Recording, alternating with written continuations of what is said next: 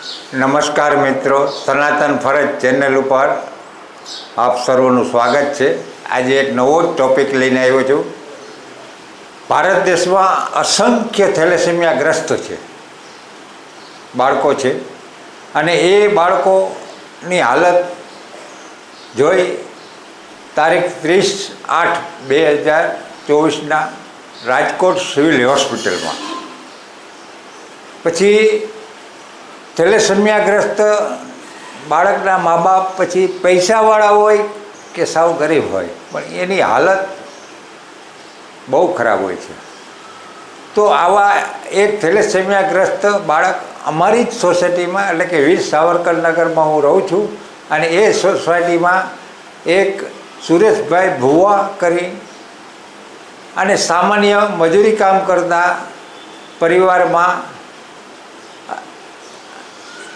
4 વર્ષ પહેલાં, એટલે કે તેમના લગ્ન થયા પછી 14 વર્ષે બાળકીનો જન્મ થયો, અને એ બાળકી થેલેસેમિયાગ્રસ્ત એક જ બાળકી છે। અને એ બાળકીની અમે આને લોહી ચડાવવા ગયા તો અહીંયા આખી પરિસ્થિતિ જોઈ આંખમાંથી આહુ રાખી પડે। તો આ બાળકી માટે અમારી સોસાયટીએ એક રક્તદાન કેમ્પ રાખેલો છે, અને એ કેમ્પમાં જનતામાં જાગૃતિ જાગે, થેલેસેમિયાનો ઉપાય એ લોકોથી એ કર્યો ગોતેલો છે, પણ એ બહુ અઘરો છે, કેમ કે એના જે ડોનર મળવા મુશ્કેલ છે, અને એ ડોનર મેળવવા માટે પહેલાં થૂક એટલે કે લાળ જોઈએ, અને એ લાળ તપાસ્યા પછી બીજા ટેસ્ટ કરી શકાય, અને એ ડોનર જો મળે અને એ ડોનર જે હોય એને ભવિષ્યમાં કોઈ જાતની શારીરિક માનસિક કોઈ તકલીફ પડતી નથી। જેવી રીતે આપણે રક્તદાન કરીએ છીએ એ રીતે જ કરી શકાય। તો એ જાગૃતિ લાવવા માટે હું સોશિયલ મીડિયામાં આપ સર્વ યુટ્યુબરો અને સોશિયલ મીડિયાને મારી નમ્ર વિનંતી છે કે અમારી જે સોસાયટીમાં 4/9/2024 જે રક્તદાન કેમ્પ છે એમાં આવી શકો, અને એમાં ખાસ કરી રાજકોટના તો બધા આવી જ શકે, કેમ કે રંગીલું રાજકોટ છે। તો યુટ્યુબરો તેમજ પ્રેસ રિપોર્ટરો, ચેનલો આવો, અને આપણે જનજાગૃતિ દ્વારા આપણે થેલેસેમિયાને હરાવી શકીશું।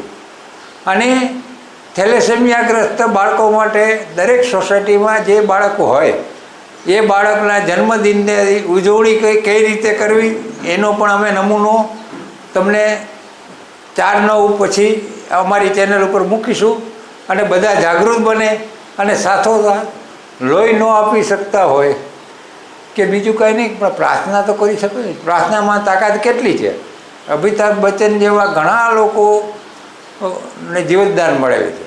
તો આપણે બધા એક બની અને થેલેસેમિયાગ્રસ્ત બાળકો માટે દરરોજ સંધ્યા ટાઈમે, એટલે કે સંધ્યાના સૂર્યાસ્ત થવાનો હોય પહેલાં 15 મિનિટ, ને અસ્ત થઈ જાય તે પહેલાં પછીની 15 મિનિટ, એ અડધી કલાકમાં 5 મિનિટ તમે જેને માનતા હોય એને પ્રાર્થના કરીએ, અને જેથી કરી અને એ પ્રાર્થનાના બળ ઉપર આપણા ભારત દેશ અત્યારે ચંદ્ર અને મંગળયાન મોકલી અને ત્યાં પહોંચવાની તૈયારી કરી રહી છે।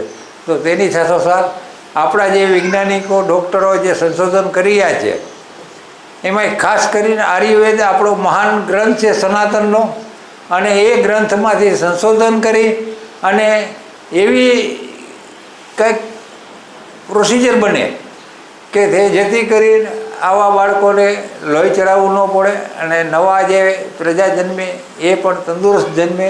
એ માટે અવશ્ય વીર સાવરકર નગરમાં સવારના 9:30 વાગે થેલેસેમિયાગ્રસ્ત દેવિકાનો જન્મદિન છે, જરૂરથી પધારશો એવી મારી હાથ જોડીને નમ્ર વિનંતી છે, ખાસ કરી યુટ્યુબર તેમજ રાજકોટના પ્રેસ રિપોર્ટરોને બધાને અને ચેનલોને।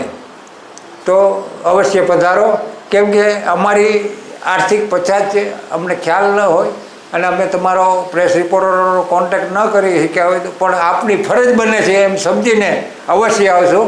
અને આ જે દીપ પ્રાગટ્ય રાજકોટનું નામચીન ઘરેણું એટલે કે સમાન ટ્રસ્ટ કાંતિ માનવ સેવા ટ્રસ્ટ જેના પ્રમુખ સંજયભાઈ હિરાણી અને આપણું રાજકોટનું ફૂલછાપ જે નામચીન છે અને વર્ષોથી આ આઝાદી પહેલાંથી છે એના senior press reporter Shri Janaksinh Jhala અને બીજા અન્ય મહેમાનો દ્વારા દીપ પ્રાગટ્ય થશે. ત્યારબાદ કેક કપાશે જે દેવિકા જન્મદિન નિમિત્તે અને પછી રક્તદાન કેમ્પ છે અને ટાઈમ છે સવારના 10 થી 4. દેવિકાનો જન્મદિન ફરી વખત લખ્યો સવારના 9:30 થી 10 સુધી કેમ્પના દિવસે. નમસ્કાર. અને હવે પછી પાછો બીજો વિડીયો તૈયાર થશે તો તમે આ અમારી ચેનલને સબસ્ક્રાઈબ ન કરી હોય અને શેર કોમેન્ટ આ અંગે તમે અવશ્ય થેલેસેમિયા માટે વિચારો રજૂ કરી શકો છો. અમારું કોમેન્ટ બોક્સ ખુલ્લું છે. અસ્તુ.